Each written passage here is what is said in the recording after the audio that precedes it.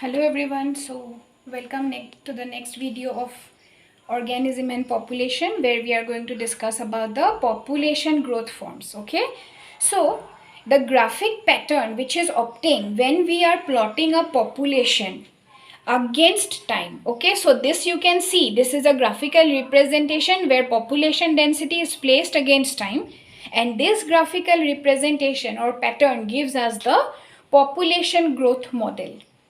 Now basically we find two types of growth models. One is called the exponential growth model and other is the logistic growth model. Okay.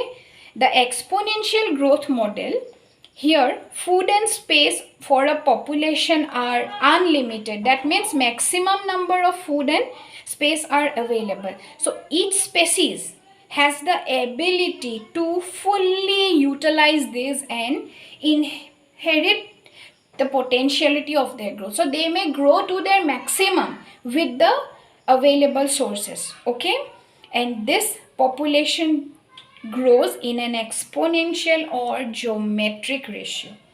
Okay, now this is also known as the J-shaped growth. As you can see this diagram, the curve A, it is representing a J-shaped structure. So this is the exponential growth. That means continuously the population is growing. Everything is available and it is just growing without any stop.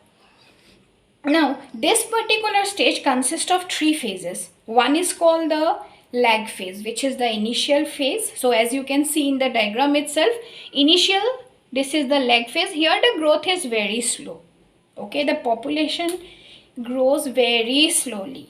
This is immediately followed by the exponential phase or the log phase, where the population grows very rapidly, continuously it grows, and this particular straight curve is indicating the exponential growth. And finally is the steady or crash phase, where the population declines due to the mass scale death. That means finally the organisms will die, and then this is known as the steady or crash phase. Now this particular growth is mathematically represented by the formula dN by dt is equal to Rn.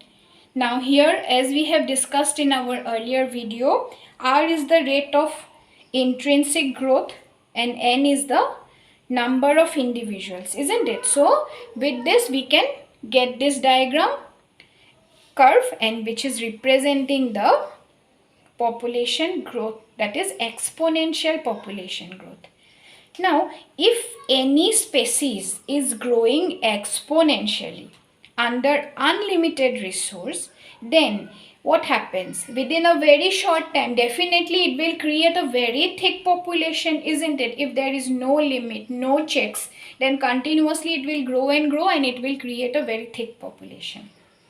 So in order to balance it, actually nature provides some types of checks. Okay, now Darwin also showed that a slow growing animal like the elephant, okay, that we know it is a very slow growing animal, so it also could reach unlimited members if checks are not available. That means if proper checks or barriers are not available, then what happen? It will continuously grow and finally it will reach an unlimited number. Okay, so this is all about the exponential growth. But another one what we are discussing is the logistic growth.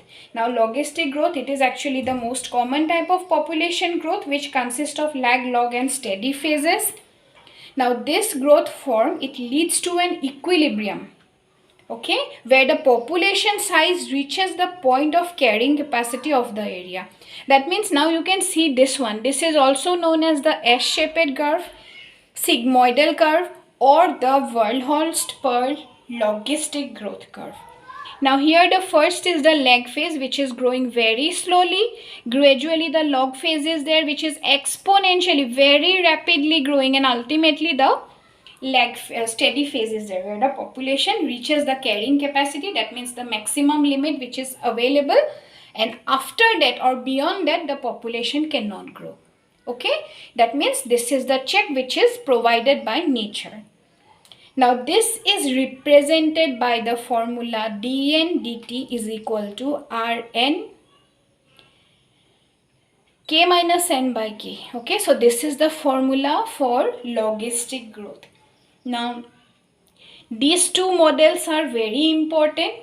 Okay, so when you are drawing this graph, you remember J-shaped straight line graph will always represent the exponential growth, and the S-shaped sigmoidal curve, this represents the logistic growth. Okay, so hope these videos are clear to you. Everything is clear. If you have any doubt, any problem, then ask me. Okay, and while studying this formulas, the shapes, the extra names what are given, and what are the basic things for these type of growth, all these points you have to remember very properly.